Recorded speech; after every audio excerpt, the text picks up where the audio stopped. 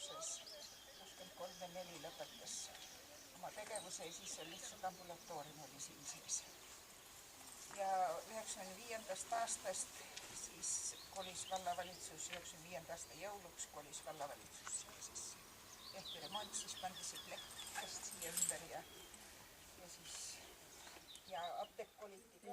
Seal nad esinesid ja muidugi Jaagup Laul oli nendel väga suur tuttav, sest tema tegi seda kogumist ja siis tähendab vanade talu nõude kogumist ja siis tehti juba 37. aastal viisid need samad, kes seal neid kogusid, neid andmeid ja nad ikka peatusid seal Pidula koolimajas. Seal ütles, et ma ei tohi väga pikalt rääkida, ma annan teile rääkida, aga siis mul hästi vali hääl ja siis ma kogu räägin.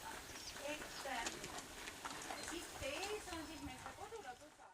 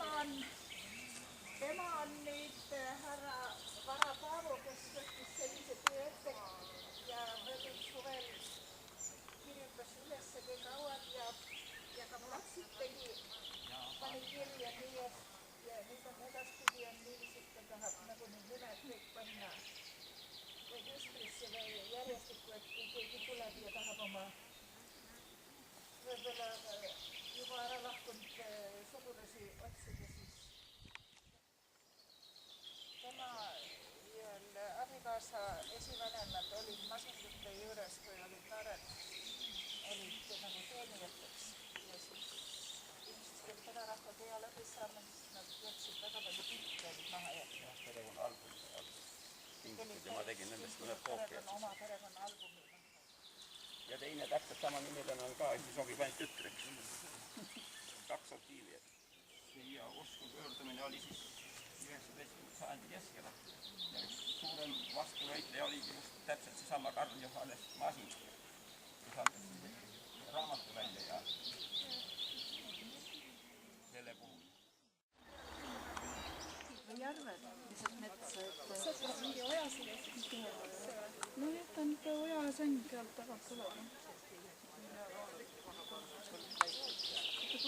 Siit kahtuna oli. nagu mõtlesin, et peaks ka niimoodi nii palju vestlust